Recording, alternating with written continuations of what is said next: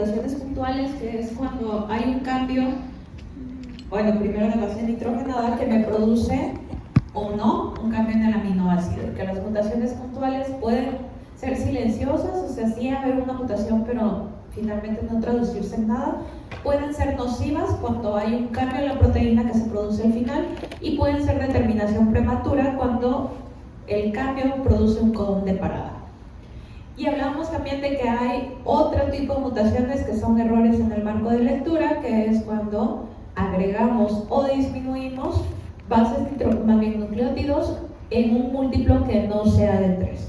Entonces, en ese caso también vamos a tener un error en la secuencia de lectura a partir de donde se encuentra la mutación.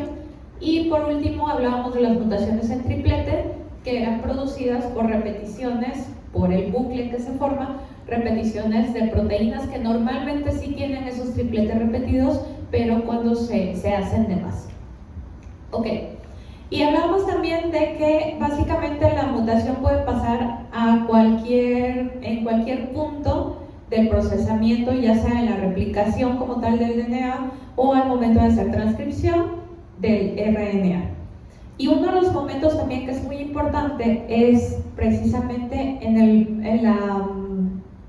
el splicing, porque hablábamos de que esos cortes pueden ocasionar que se corte en un punto distinto y eso ocasionarme un error en marco de lectura.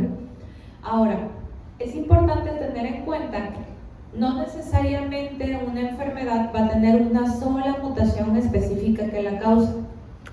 Algunas sí, como la DREPA, pero la gran mayoría de las enfermedades que son causadas por mutaciones se pueden deber a un montón de mutaciones que pueden ser por distintas vías. O sea, por ejemplo, en la talasemia beta puede haber una mutación puntual, puede haber mutación de marco de lectura y puede haber una señal prematura de terminación. Y cualquiera de esas mutaciones en la gen de la cadena beta de la globina me va a ocasionar talasemia. También en la misma talasemia puede haber errores en el procesamiento del RNA. Y se acuerdan, al final tenía que agregar una caperuza para hacer que no se degrade tan rápido y tenía que poner una cola de poli A. Entonces, si hay mutaciones que impidan este adecuado procesamiento post-transcripcional, el resultado de eso va a ser un RNA nuclear heterogéneo que va a ser rápidamente degradable al momento de irse al citoplasma. Y si el problema estaba en la cadena beta de la globina y al final de cuentas no se produce, el resultado se va a llamar igual, se va a llamar talasemia. ¿Ok? Entonces, nada más no casarnos con la idea de que a fuerza esta mutación lo causa. Generalmente cuando leemos de todas las enfermedades hablamos de la mutación que más está presente, pero no es la única, y siempre hay otras variantes que la pueden causar. Y hablamos mucho de hemoglobinopatías, no porque sea hemato, sino porque son las enfermedades de mutaciones por un solo gen que son más prevalentes a nivel mundial. Entonces, la hemoglobina, que necesita sus dos cadenas alfa, sus dos cadenas beta, puede tener dos tipos de problemas. Uno es que las cadenas no se estén produciendo, o sea que haya una falta de producción de cadenas alfa o una falta de producción de cadenas beta producida por mutaciones, y a eso se le va a llamar talasemia. ¿Ok? No hay alfa o no hay beta, entonces sería alfa talasemia o beta talasemia. Pero también puedo tener un problema en el que sí se produzca en cantidad adecuada una proteína que está cambiada, como en la hemoglobina S, y eso me va a dar la drepanocitosis. ¿Ok? Entonces puedo tener defecto de cantidad o puedo tener defecto de la cambio de proteína estructural al final de cuentas y de las propiedades de la hemoglobina. Entonces, este es un ejemplo de lo que les decía hace un momento. Decir que alguien tiene talasemia es decir que hay mutaciones en el gen de la hemoglobina beta, o más bien de la globina beta, pero hablar ya de exactamente cuál fue la mutación que causó, o sea, si yo quiero estudiar exactamente cuál fue, me tengo que ir mucho a la zona en donde está, porque cada zona tiene sus propias variantes endémicas. En México no es tan común, por ejemplo, pero sí está descrita una variante en Guadalajara, que en Guadalajara hay un centro de investigación en donde se descubrió una mutación aparte de las que ya estaban descritas. Entonces, como que cada zona tiene su propia mutación más endémica, y al final de cuentas, si no se produce beta-globina, pues va a ser una beta-talasemia. Entonces tenemos, por ejemplo, en Italia tenemos un defecto en la proteína de fusión entre las cadenas delta y beta, que me va a dar una beta-talasemia al final. En la región de África hay más errores de splicing, de corte y empalme del DNA. Entonces, al cortar en diferentes lugares, pues se produce una proteína defectuosa. También en la variante africana tenemos un error en la cola de polianidina. Entonces, al momento que sale ese RNA a la circulación, es degradado más rápidamente y lo que queda se puede traducir, pero al final tengo defecto. En la India tenemos un problema de delesión, y esta delesión me va a llevar a un cambio en el marco de lectura. ¿Sí? A lo que voy es, los mecanismos son muy distintos, pero si al final se traducen en me falta proteína, la enfermedad va a ser la misma. ¿Sí? No es determinante una sola mutación para esa enfermedad.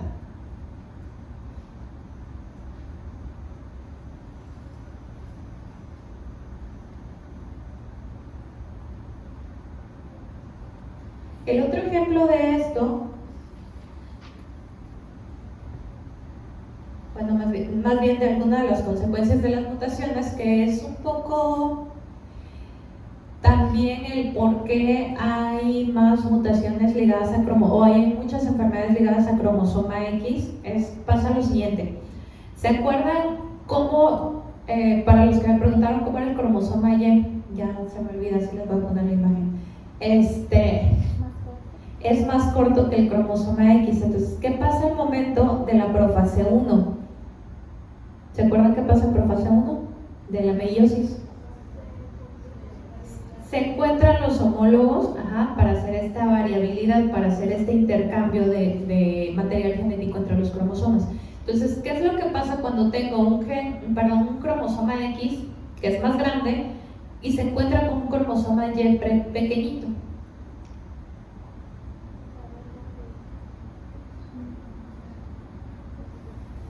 Primero, tienen propiedades un tanto distintas, porque la idea de que haya un cromosoma distinto quiere decir que también tengo más o menos proteínas según el sexo, ¿no? Por ejemplo, un hombre generalmente va a tener más genes que me promuevan el que sea más alto.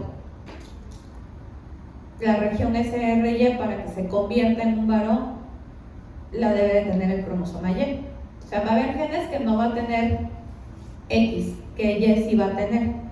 Van a tener una región que se llama pseudoautosómica, que es la región en donde sí comparten genes ambos, o sea, Y y X tienen los mismos, pero en realidad no son cromosomas homólogos como tal, sino que precisamente Y tiene las propiedades que hacen más varonil a un hombre. Entonces, ¿qué es lo que pasa? Que si X se quiere entrecruzar, al ser un cromosoma más largo, más grande, puede haber un error, porque no encuentra a nadie y se abraza a sí mismo. Entonces, ¿qué es lo que pasa? No pierdo material genético porque nada más se acomoda de nuevo, pero sí se puede invertir el orden de los genes. Entonces, eso pasa en la hemofilia. En la hemofilia tenemos que los factores de coagulación 8 y 9 se encuentran en el cromosoma Y. En la hemofilia A, una de las causas de mutación de novo, es decir, no tengo antecedentes en la familia, es el primer caso, es precisamente que ese cromosoma Y, al momento de hacer meiosis, se invirtió, o sea, se quiso cruzarse con alguien, no encontró, se abrazó solito, invirtió el orden. No hay lesión, no hay pérdida, no hay error, bueno, al final es un error de marco de lectura, pero no producido por la inserción o la deleción, sino es una inversión. ¿Sí se explica? Entonces la proteína ya está, pero como me abracé solito, cambié el orden en el cromosoma Y. Entonces por eso hay muchas enfermedades también ligadas a Y. Y al final que las padece el varón, porque la mujer en teoría tiene otro X que sí compensa en el caso de las hereditarias.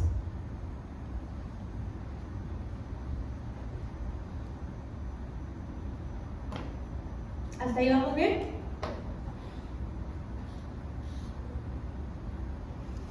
Muy bien.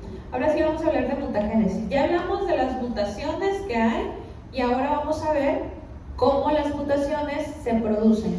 Y tenemos básicamente dos formas de hacer mutagénesis. La primera, ¿cuál es? Inducida. Eso quiere decir, hay algo en el ambiente, puede ser físico, puede ser químico, puede ser biológico, que me está produciendo la mutación. Y ahorita vamos a ver un ejemplo de cada uno de ellos. En realidad, estamos llenos de mutágenos. Pero hay gente que por la zona donde vive o por la exposición laboral, es decir, por el tipo de sustancias con las que convive a diario, va a tener mucho mayor riesgo de tener mutaciones. Entonces, por ejemplo, aquí en Nuevo León, en nuestra región citrícola, ¿quiénes estarían en mayor riesgo de tener mutaciones? ¿Cuál? Aquí tenemos dos cosas: agricultura, citricultura, que es de lo que la mayoría de la región citrícola vive, y también tenemos industrias. Entonces depende mucho del tipo de compuestos que se manejan en las industrias si estamos o no en riesgo. Y en el caso de los agricultores, todos tienen mayor riesgo de presentar cáncer. ¿Por qué? Pesticidas, herbicidas, fertilizantes. Todos ellos compuestos químicos que producen daño potencial del DNA.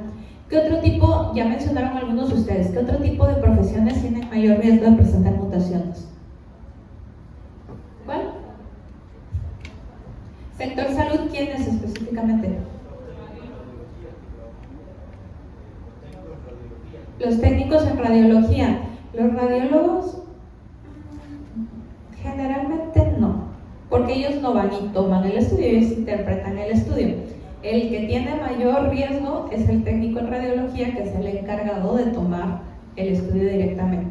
Entonces para eso, cuando empiecen a ir a rotar, se van a dar cuenta que ellos cargan un chaleco especial que tienen una placa de plomo para evitar que la radiación les pegue directamente. Entonces tienen un equipo de protección. ¿Qué es lo que pasa con ustedes? Van al internado y la hacen de todo. O sea, son camilleros, son enfermeras porque toman muestras y ponen sondas y además hacen papelería. Pero cuando a veces están haciendo su historia clínica, llega el técnico en radiología y va a rayo y ahí toman la radiografía.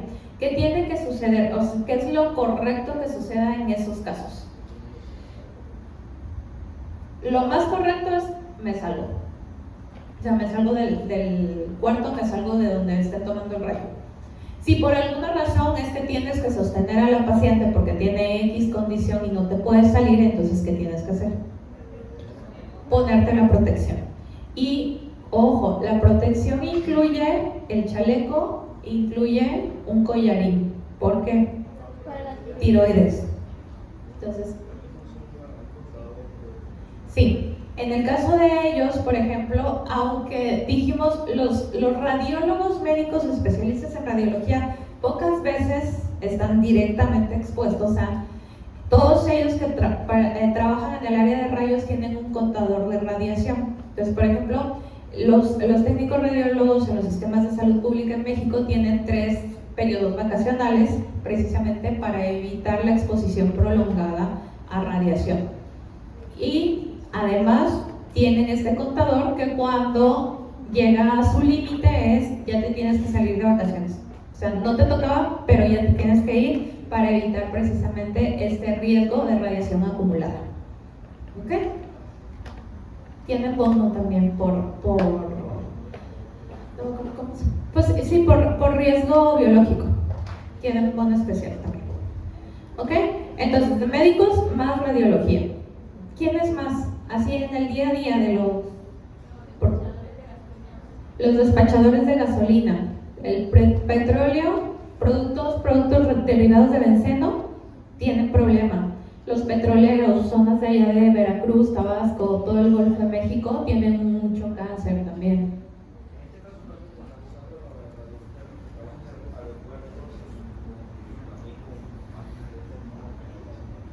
Deberían de, la verdad es que no todos tienen las precauciones, y ahí es donde entra salud laboral o salud en el trabajo para verificar todos esos riesgos.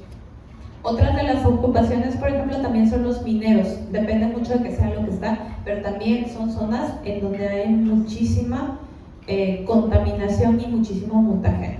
Y también las ciudades en donde todavía hay minas activas que pueden llegar a contaminar zonas pluviales de agua, entonces también hay mayor riesgo. ¿Por qué? Dependiendo mucho de la zona. Si fuera una zona industrial en donde se desechan productos químicos, ahí sí dependería mucho de la zona, no solamente porque pescan, sino más bien por la exposición. ¿Ok? Cuando yo estaba haciendo la residencia, la hice en Guadalajara, había una zona, Colima no tenía en ese tiempo hematología, y había una ciudad de Colima en donde cada mes o cada 3 semanas, que era cuando se les daba el ciclo de quimioterapia, llegaba todo un camioncito de vecinos a la quimio. ¿Y qué era lo que pasaba ahí? Colima es productor de limón. Entonces, el uso de pesticidas y la contaminación que había habido de sus aguas había producido que mucha gente de todas las edades tuviera distintos tipos de cáncer. Entonces, sí es ambiental definitivamente. Otra de las profesiones de riesgo, más bien de los oficios de riesgo, son las mujeres que se dedican a ser estilistas, que manejan tintes, cortes de pelo, que se la pasan haciendo uñas, todo eso. Están expuestas todo el día a eso, y si no ocupan la protección adecuada, entonces también tienen mayor incidencia de cáncer. Sí, la exposición por tabaco es una de las principales. ¿Ok? Entonces puede ser tomado, puede ser por contacto, como los de la gasolina, puede ser ingerido, que puede resultar un mutágeno. Por ahí la OMS también, si ustedes buscan, tiene una lista de mutágenos que son en categoría 1 comprobados, así como que la asociación es muy clara. Y ahí, por ejemplo, de lo que más a menudo se consume están los ultraprocesados, principalmente embutidos. Entonces, salchicha, jamón, todo esto que es ultraprocesado está directamente relacionado, en el caso de la salchicha, así es como de los primeros, riesgo de cáncer infantil, principalmente leucemia. Entonces, y obviamente también riesgo de otros cánceres en la edad adulta. Entonces, también, por ejemplo, los BPAs, si van a comprar por ahí algo de plástico, luego van a ver que tiene la leyenda libre del BPA. El BPA es un compuesto originado en algunos plásticos que también causa cáncer, se asocia a la causa de cáncer. Entonces, les decía hace ratito a sus compañeros abajo, están bien padres los diseños del Miniso, pero no son libres del BPA, entonces sí les cobran factura al final de cuentas. Ajá, sí. Libre de plomo también. Maquillaje chino, ahí con plomo. Entonces, sí tengan cuidado de lo que ocupan, y por eso parece que cada vez hay más cáncer, pero es que también cada vez estamos más consumistas y más expuestos a sustancias que pueden resultar ser mutágenos. La asociación no es tanto como que me puse este labial y ya por eso me dio cáncer, no es tan así. así, o sea, tiene que haber más factores, pero pues si podemos evitar contribuir al riesgo, pues es mejor. Y la otra, el otro lado, son las mutaciones espontáneas. Y esto es el simple hecho de estar en ciclo celular y de estar reparando y de estar transcribiendo y de estar traduciendo puede ocasionar errores. Para esto tenemos una maquinaria de genes de checkpoints y de genes reparadores que son capaces de poder controlar hasta un 99.9% de los errores en replicación. Y por eso la tasa de nuevas mutaciones es muy baja. Muy baja, pero considerando el número de gente que somos en el mundo, continúa siendo bastante. Entonces, alrededor del 5% de los espermatozoides se calcula que pueden tener alguna mutación. ¿Qué mecanismos tenemos? Bueno, no todos los espermatozoides logran fecundar, primero, y no todos los cigotos fecundados tampoco sobreviven a la gestación. Y de hecho, la mayor parte de abortos espontáneos es precisamente por problemas genéticos.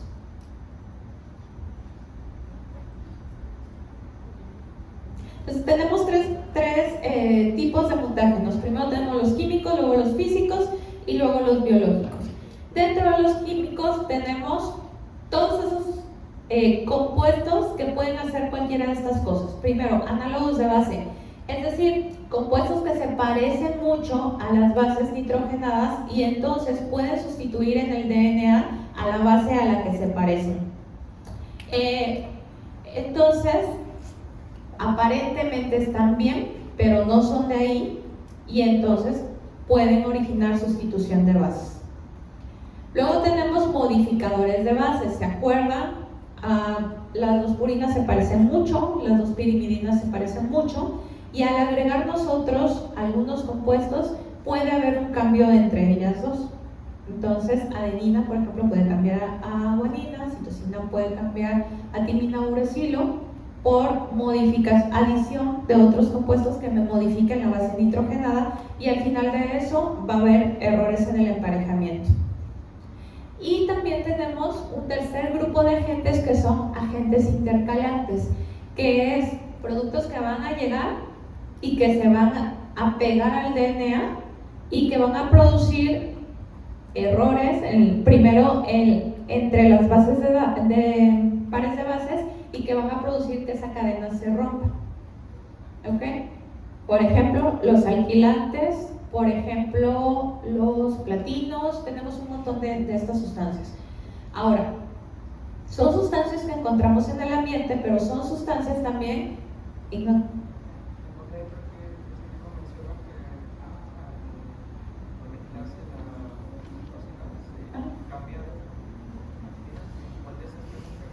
entraríamos en modificadores de base. O sea, cuando hay un cambio de la base nitrogenada. Entonces, son mutágenos que encontramos en el ambiente, pero también la medicina los ha aprovechado para tratar cáncer. Algunas de las quimioterapias hacen precisamente esto, son agentes intercalantes, como los alquilantes o como los platinos, que rompen las cadenas del DNA. Entonces, ¿qué tenemos? Que como les dije ya hace muchas clases, la quimio afecta al ciclo celular, cualquier etapa. Entonces, si uso un agente intercalante, voy a matar a las células porque voy a destruir su DNA. La idea es a las células malas, que son las que se están produciendo más. Pero, ¿qué produzco? En realidad el cambio es a todas las que estén en ciclo, no puedo solamente las de cáncer, ¿no? Entonces, eso tiene sus consecuencias a largo plazo. Entonces, ¿qué tenemos? Pacientes con cáncer de mama que se curaron y 5 o 10 años debutan con leucemias. ¿Por qué? Son neoplasias secundarias a tratamiento. Entonces, por eso es la importancia de buscar cada vez más terapias blanco que solamente ataquen al cáncer, cosa que hasta el momento no se ha logrado en todo. O sea, tenemos que combinar 2 o 3 mecanismos, pero siempre hay muchas vías de escape. Por eso seguimos ocupando quimioterapia, porque es necesario, pero también saber que ciertos tipos de quimioterapia a largo plazo me pueden cobrar factura.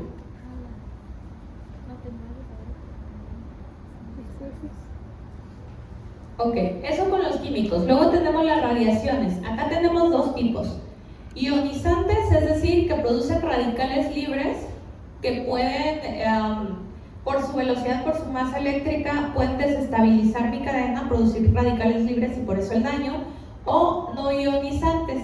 Y esto es lo que me producen son enlaces donde no debería de haber. Acá una pregunta que yo he oído el comentario más de una vez de no metas la comida al micro porque te va a dar cáncer. ¿Eso es así?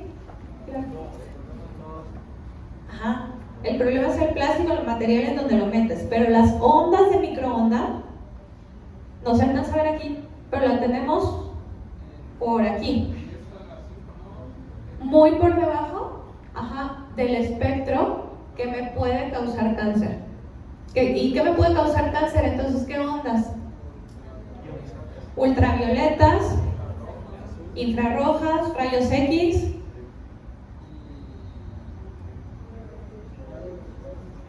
rayos cósmicos. Pues por eso de los aviadores, ¿a alguien le llamó la atención que mencionaron a los pilotos? ¿Ok? Por rayos cósmicos, exposición al estar viajando, obviamente astronautas también entran. Entonces, esas son las que sí me pueden causar cáncer. Microondas no, cuiden su recipiente libre de BPA para que puedan hacerlo seguro, ¿ok? Entonces, ¿qué pasa con las ionizantes? Como les dije hace ratito, hacen que se crean radicales libres, que son sustancias muy inactivas, que son capaces de dañar directamente mi DNA. Y las no ionizantes, rayos ultravioleta, crean enlaces que en vez de ser complementarios, o sea, tengo mi doble cadena y enfrente formando el enlace adenina-timina o adenina-citosina, forman enlaces con el de al lado. Entonces no permiten como, se llaman dímeros, no permiten como que el enlace como el de enfrente, sino el enlace lo hacen al lado. Y con eso me pueden causar problemas al momento de emparejar la base. Sí.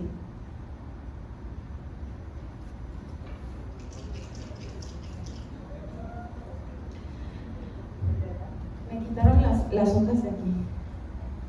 Ok. Normalmente tendríamos en mi cadena adenina con timina, guanina con citosina. ¿Ok? Lo que hacen los rayos UV, lo normal es esto, ¿no? Aquí 3, aquí 3. Entonces, lo que hace el rayo ultravioleta es hacer este enlace. Entonces, acuérdense que todo esto funciona por cuántos espacios tengo para hacer un enlace. Entonces, si ya ocupé mi enlace aquí, ya no lo puedo hacer con el de enfrente. ¿Ok? Y esto me impide que al momento de hacer la replicación haya emparejamiento de las bases. Entonces esos dímeros hacen que esas bases se pierdan. Y entonces pues quito esos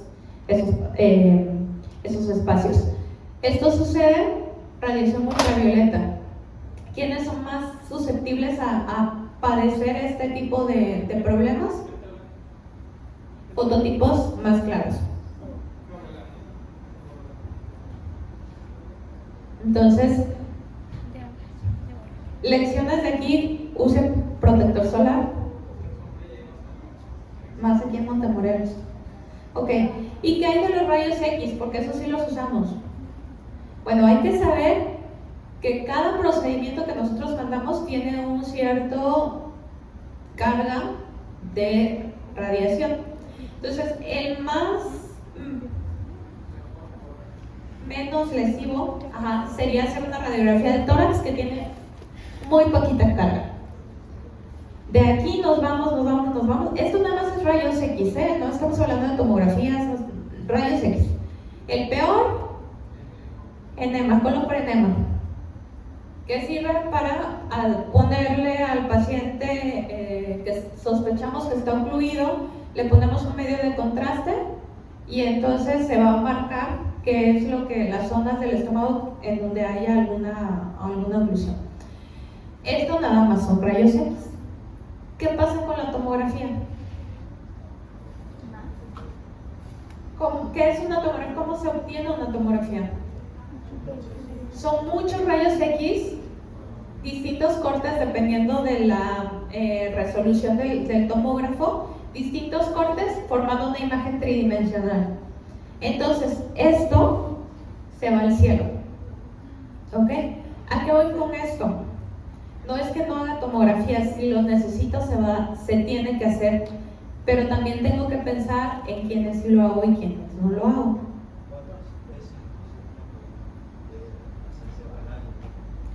Al año, es que aquí es bien difícil porque, por ejemplo, para quienes usamos más la tomografía, la gente con cáncer, generalmente, ¿no? Para estadificar y todo esto. Entonces, en el caso, por ejemplo, si yo te hablo de los míos, cánceres hematológicos, se hace para estadificación, de preferencia PET, o sea, con marcador radiactivo aparte. Se hace para ver respuesta, y antes las guías te decían, hazle una anual cada año hasta los 5 años para ya darlo de alta, ¿no? Si no recayó, entonces lo das de alta. ¿Qué pasaba? Cáncer secundario a la radiación. Entonces, las guías actualmente te dicen, no haces estudio de imagen a menos que tengas sospecha clara de que hay una recaída. ¿Qué siguen haciendo algunos? Hasta cada 6 meses el paciente a tomografía. Entonces, entender nada más el riesgo al que estamos sometiendo al paciente de forma innecesaria. Otros que a lo mejor ustedes no son oncólogos, no son hemato y no les toca, pero a otros pacientes que sí les van a tocar, pacientes embarazadas.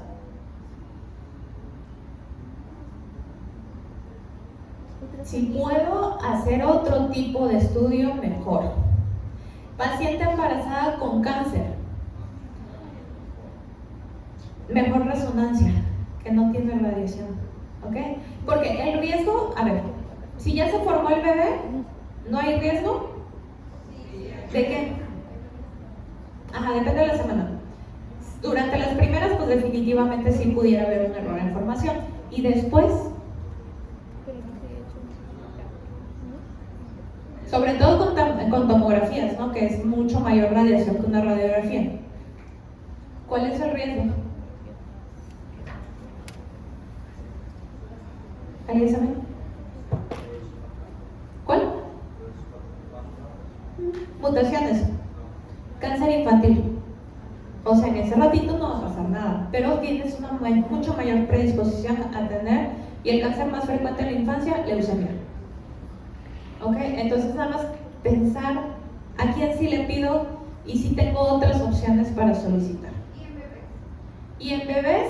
Si ya está formado, ya está fuera, igual depende mucho. O sea, a lo que voy es, no pidan estudios para ver qué sale. Si lo pedí es porque ya tengo justificación para hacerlo. Si se requiere, ni modo. ¿Ok? Pero ese es el punto de esto. Entonces, antes que hacer irte directo, tienes ultrasonido, tienes resonancia, tienes otras cosas, a lo mejor marcadores en sangre, que te pueden ayudar a hacer la búsqueda. Si lo necesitas y está justificado, adelante, pero no es para todos. Muy bien, nos quedamos hasta aquí, nos vemos mañana.